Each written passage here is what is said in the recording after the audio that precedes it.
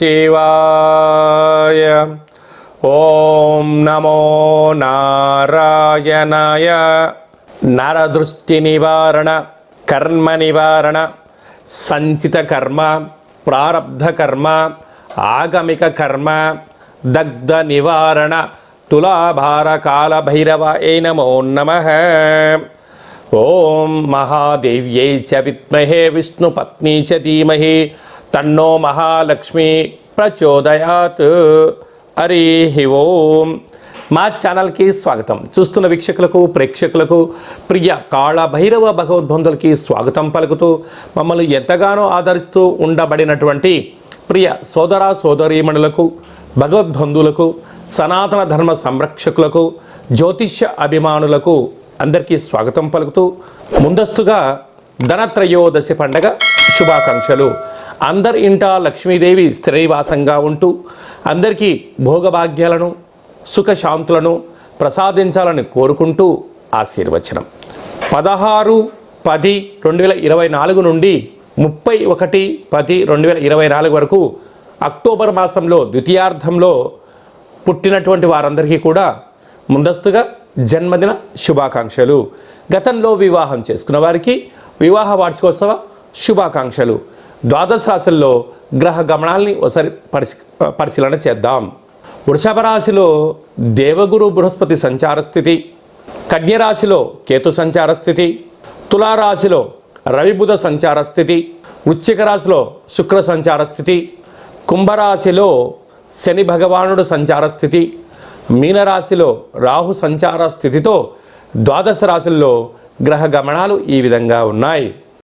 కన్యరాశి వారు ధనత్రయోదశి పర్వకాల సమయంలో ఎలాంటి విధులను పాటించాలో ఈ వీడియోలో సవివరంగా సంపూర్ణంగా తెలుసుకుందాం.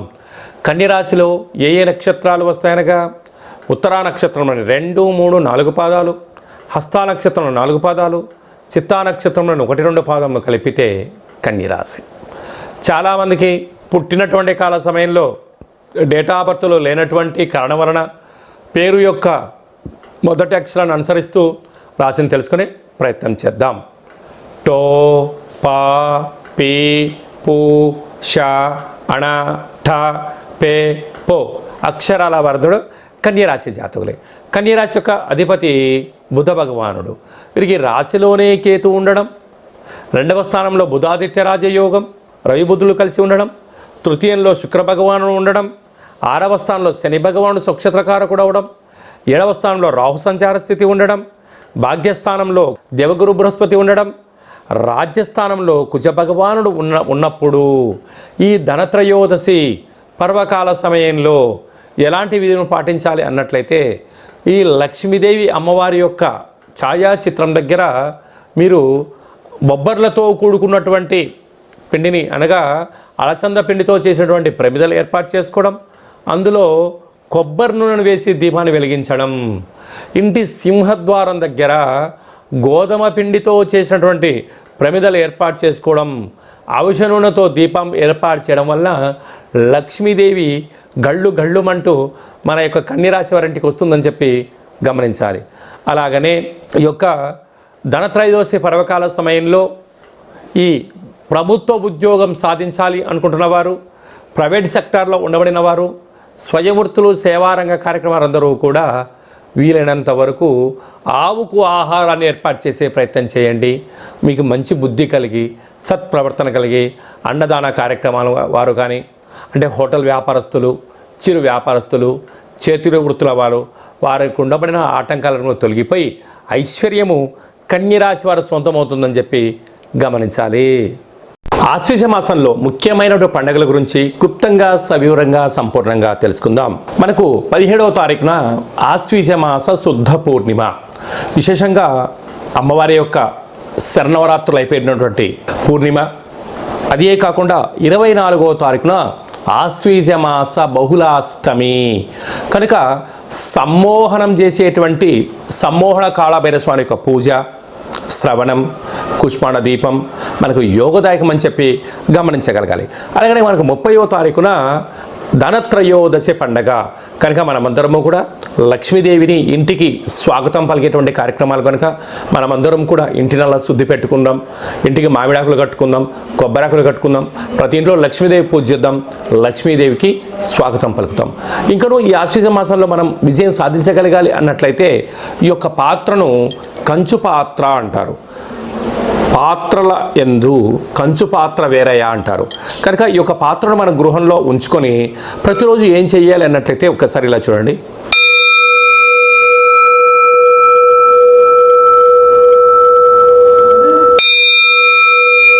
ఇలా శబ్ద తరంగాలు రావడం జరుగుతుంటుంది.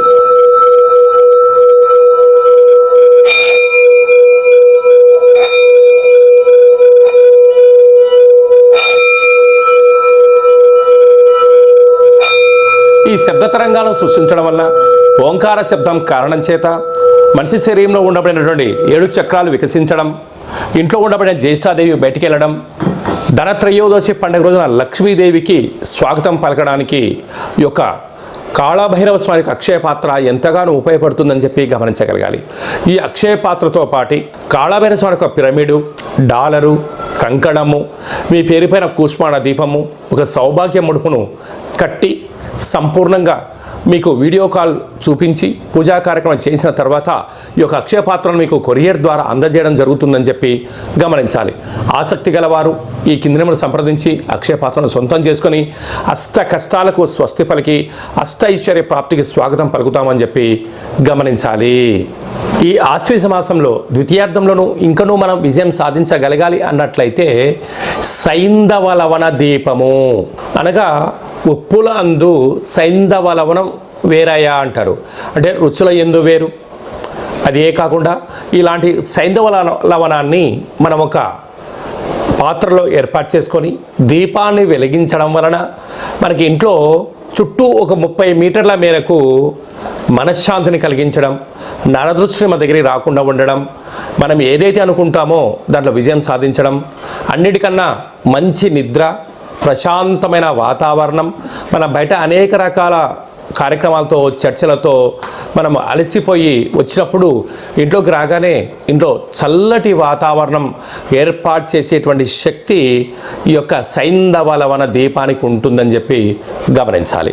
కనుక ఒక్కసారి ఈ దీపం వెలిగిస్తే మినిమం 10 సంవత్సరాల వరకు ఈ యొక్క దీపం యొక్క వెలుగుతో మనం ఇంట్లో సుఖ సౌఖ్యాలతో అద్భుతమైన జీవితాన్ని పొందుతామని చెప్పి గమనించాలి.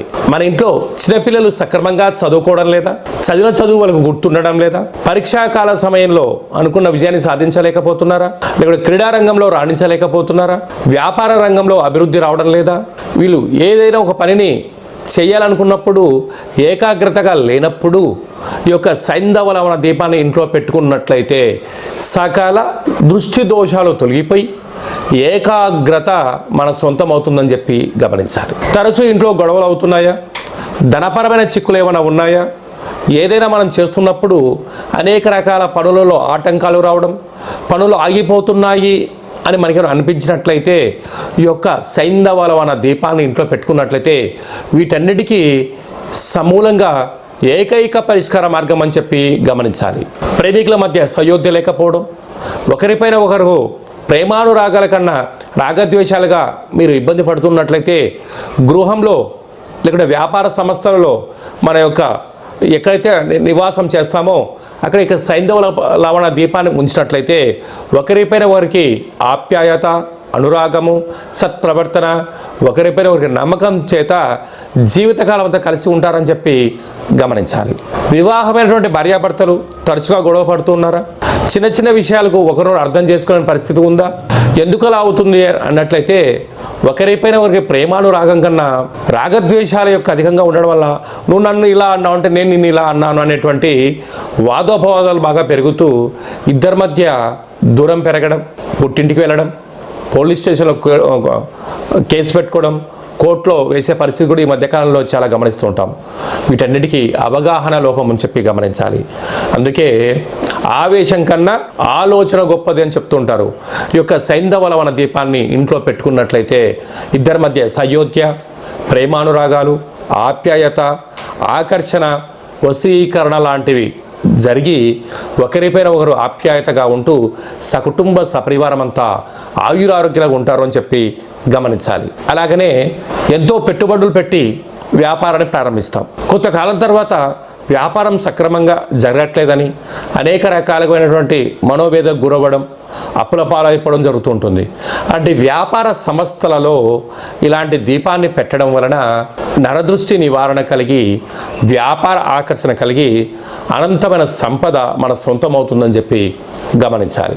అలాగనే గృహంలో దీర్ఘకాలికమైన వ్యాధులు, అంటే ఈ మధ్యకాలంలో బాగా గమనించినట్లయితే షుగర్ వ్యాధి, బీపీ అనేటువంటిది, థైరాయిడ్ లాంటి సమస్యలు, అదే ఇక్కడ పెరాలసిస్ లాంటి, బ్రెయిన్ స్ట్రోక్ లాంటి వ్యాధులను మనము నిత్యం గమనిస్తూ ఉంటాం. ఇదంతా కూడా నిద్ర లేనటువంటి వ్యాధి, అంటే ఎక్కువ శాతంగా నిద్రపోకపోవడం చేత అనేక వ్యాధులు మనకు గురవ్వడం జరుగుతూ ఉంటుంది. ఇలాంటి సైంధవ దీపాన్ని ఇంట్లో పెట్టుకోవడం వలన మనశ్శాంతి, మంచి నిద్ర, ఆరోగ్యాన్ని దూరం చేసుకునే పరిస్థితి ఉంటుంది. అంటే ఒక వ్యక్తి ఒక 9 నుంచి 10 గంటలు మంచిగా పడుకొని నిద్రపోవడం వలన ఆ వ్యక్తికి కోపం, ఆవేశం తగ్గి మనశ్శాంతిగా తను ఏదైతే అనుకుంటాడో దాన్ని విజయం సాధిస్తాడు అని చెప్పి గమనించాలి. నిత్యము మన ప్రయాణం చేస్తున్నప్పుడు మన వాహనాలు ప్రమాదానికి గురవుతూ ఉంటాయి. అలా ప్రమాదానికి గురైనప్పుడు, అంటే మితిమీరిన వేగం వెళ్ళడం కానీ, అనేక రకాలమైనటువంటి ఓవర్టేక్ చేయాలనేటువంటి ఆవేశంతో జరుగుతూ ఉంటాయి. అలా కలగకుండా ఉండాలి అన్నట్లయితే ఈ దీపాన్ని ఇంట్లో పెట్టుకున్నట్లయితే మనకు మనశ్శాంతి, ఏకాగ్రత, లక్ష్య సాధనలో విజయం మన సొంతమవుతుందని చెప్పి గమనించాలి. మనిషి యొక్క చూపుకి, నరుడు యొక్క దృష్టికి నల్లటి నాపరాయి కూడా భద్రైపోతుంది అంటుంటారు. దానికి కొన్ని చిన్న ఉదాహరణలు ఏమిటయ్యా అంటే, ఇప్పుడు మంచి వస్త్రాలు వేసుకున్నాం, బయట ఎన్నో కార్యక్రమాలు చేశాం, అనేక మంది మనం చూస్తూ ఉంటారు. ఆ రోజు ఇంటికి వచ్చిన తర్వాత భోజనం చేసిన ఆహారము డైజెస్ట్ అవ్వకపోవడం, చిరాకు, వికారంగా ఉండడం, చిన్న విషయానికి కోపం వచ్చే పరిస్థితి ఉంటుంది. కనుక అలాంటి వాటన్నిటికి కూడా ఈ యొక్క సైంధవ లవణం యొక్క ఉప్పును కాళభైరవ హోమం చేసేటువంటి, నరదృష్టి నివారణ హోమం చేసినటువంటి ఉప్పుతో కలిపి మీకు ప్రసాదంగా పంపించడం వలన ప్రతిరోజు కానీ, నెలలో 4 మంగళవారాలు కానీ, 4 శనివారాలు కానీ, పూర్ణిమ, శుద్ధాష్టమి, బహుళాష్టమి రోజున ఒక రావి ఆకులో కానీ, తమలపాకులో కానీ ఈ యొక్క సైంధవ లవణాన్ని పోసి కర్పూరాన్ని వెలిగించి యజమానిని నిలబెట్టి క్లాక్ వైజ్గా 3 సార్లు, యాంటీ క్లాక్ వైజ్ 3 సార్లు దిష్టి తీసి ప్రవహించే నీటిలో వేయడం వలన ఏ రోజుకు ఆ రోజు నరదృష్టి తొలగిపోతుందని చెప్పి గమనించాలి. ప్రతిరోజు మనము ఇంట్లో కాలకృత్యాలు తీసుకున్న తర్వాత ఇంటిని శుద్ధి పెట్టుకుంటూ ఉంటాం. అలాంటి కాల సమయంలో మనము నీరు, అందులో ఈ యొక్క పూజ చేసినటువంటి సైంధవ లవణం యొక్క ఉప్పును నీటిలో వేసి ఇంటిని క్లీనింగ్ చేసుకోవడం వలన, ఇంటి యొక్క పరిసరాలను శుద్ధి పెట్టుకోవడం వలన నరదృష్టి, శత్రు ప్రభావాలు, వాస్తు దోషాలు తొలగిపోయి మనం ఏదైతే అనుకుంటామో దాన్ని విజయం సాధిస్తామో అని చెప్పి గమనించాలి. ఈ యొక్క సైంధవ లవణం పట్టిక అంటూ ఉంటాం మనం అనేక ప్రాంతాలలో. ఈ యొక్క సైంధవ లవణాన్ని ఒక ఎర్రటి బట్టలో మూట కట్టుకొని ఇంటి సింహద్వారానికి కట్టినట్టయితే ఇంటిలోకి ఎలాంటి దుష్టగ్రహాలు ప్రవేశం కాకుండా ఇంట్లో మనశ్శాంతిగా ఉండడం, ప్రశాంతమైన వాతావరణం ఉండడం, మనం ఏదైతే అనుకుంటామో దాన్ని సాధించడానికి ఆటంకాలని తొలగిపోయి ఐశ్వర్యం మన సొంతం అవుతుందని చెప్పి గమనించాలి. కనుక ఈ యొక్క పట్టికని కట్టుకుందాం, సంపూర్ణ ఆయురారోగ్యాన్ని పొందుదాం. ప్రతిరోజు మనం స్నానం చేస్తూ ఉంటాం. స్నానం చేసేటువంటి కాల సమయంలో ఈ యొక్క సైంధవ లవణాన్ని ఒక చిటికెడంత నీళ్ళలో వేసుకొని దాన్ని కరిగిపోయిన తర్వాత స్నానం చేయడం వల్ల శరీరం పైన ఉండబడినటువంటి మురికి వెళ్ళిపోవడం, ప్రశాంతత కలగడం, చర్మ సౌందర్యం కలగడం, ఏ రోజుకు ఆ రోజు నరదృష్టిని తొలగించడం వలన అనుకుంటున్న అన్ని పనులలో విజయం సాధించడం జరుగుతుంది. కనుక ప్రతిరోజు స్నానం చేసేటప్పుడు చిటికెడంత ఉప్పేసుకొని స్నానం చేద్దాం. వ్యక్తిగత జాతకం తెలుసుకోవాలనుకుంటున్నారా? మీ యొక్క పేరు, పుట్టినటువంటి తేదీ, నెల, సంవత్సరం, సమయం రాసి మీరు వాట్సాప్లో పంపించగలిగినట్లయితే సంపూర్ణంగా 100 సంవత్సరాల జాతకాన్ని వ్రాసి మీకు వాట్సాప్ ద్వారా పంపించి మీరు పుట్టినప్పుడు గ్రహ గమనాలు ఎలా ఉన్నాయి, ప్రస్తుతం ఎలా ఉంటున్నాయి, రాబోయే కాలంలో ఎలా ఉండబోతున్నాయో సవివరంగా సంపూర్ణంగా ఈ యొక్క జాతకాన్ని తెలియజేయడం జరుగుతుందని చెప్పి గమనించాలి. అలాగనే చాలామందికి పుట్టినటువంటి సమయంలో డేటా ఆఫ్ బర్త్లు రాసుకోనటువంటి కారణం చేత లేదా మర్చిపోవడం కారణం చేత మీ పేరు యొక్క మొదటి అక్షరాన్ని అనుసరిస్తూ రాశిని తెలియచేస్తూ గవ్వళ ద్వారా అనగా కాళభైరవ ఉపాసన చేత రమణ శాస్త్రం ద్వారా భూత భవిష్యత్ వర్తమానాన్ని తెలియజేయడం జరుగుతుందని చెప్పి గమనించాలి.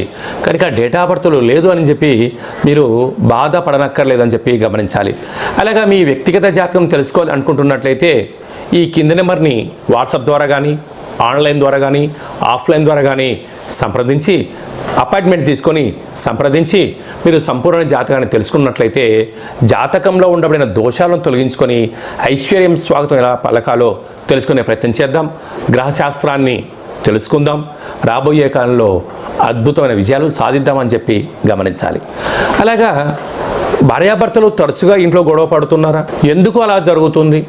జాతకంలో ఎలాంటి యోగాలు ఉన్నాయి, జాతకంలో ఎలాంటి దోషాలు ఉన్నాయో తెలుసుకొని ఆ భార్యాభర్తల మధ్య సఖ్యత పెరిగి ఒకరిపైన ఒకరు ప్రేమానురాగాలు కలిగి ఉండేటువంటి సలహాలు సూచనలు ఇవ్వడం జరుగుతుందని చెప్పి గమనించాలి.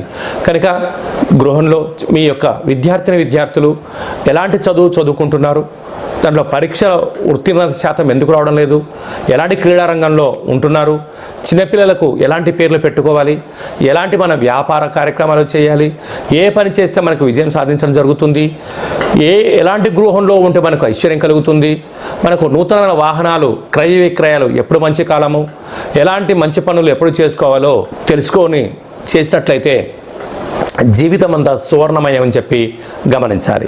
అలాగే చాలామందికి కాళభైరవ ఉపాసన ఎలా తీసుకోవాలి, ఎవరిస్తారు, ఎలా సాధన చేయాలో అనుకుంటున్న వారందరికీ కూడా మన యొక్క దేవాలయంలో కాళభైరవ మంత్ర ఉపదేశం ఇవ్వడం జరుగుతుందని చెప్పి గమనించాలి. అందరికీ కాళభైరవ స్వామికి ఆశీర్వాదాలను కోరుకుంటూ కూడా అందరి యొక్క సాధన చేద్దామని చెప్పి ఒక చిన్న విన్నపం కూడా. అందరిపైనను ఈ కాళభైరవ స్వామికి ఆశీర్వాద చేత అందరికీ శుభం జయం లాభం జరగాలని కోరుకుంటూ ఆశీర్వచనం. ఓం శతమానం భవతి శతాయు పురుష సతేంద్రియ ఆయుష్యేవేంద్రియే ప్రతిష్టతి ధనం ధాన్యం బహుపుత్రలాభం శత సంవత్సరం దీర్ఘమాయు సర్వే జనా సుఖినో భవంతు లోకా సమస్త సుఖినో భవంతు. సర్వం కాళభైరవ దేవతార్పణమస్తు. హరి ఓం. ఈ వీడియో మీకు నచ్చినట్టయితే లైక్ చేయండి, షేర్ చేయండి, మా ఛానల్ని సబ్స్క్రైబ్ చేసుకోండి. మేము చేస్తున్న ఆధ్యాత్మికమైనటువంటి వీడియోలు ధర్మ సందేహాలు అందరికన్నా ముందుగా మీరు చూడాలి అన్నట్లయితే గంట సింబల్ ప్రెస్ చేయండి, ఆల్ అనే బటన్ కూడా తెలియచేయండి. మీరు ఎవరి క్షేమాన్ని అయితే కోరుకుంటున్నారో అంటే మీ క్షేమాన్ని ఎవరైతే కోరుకుంటున్నారో వారికి కూడా ఈ వీడియోను ఫార్వర్డ్ చేసి హిందూ ధర్మాన్ని కాపాడండి.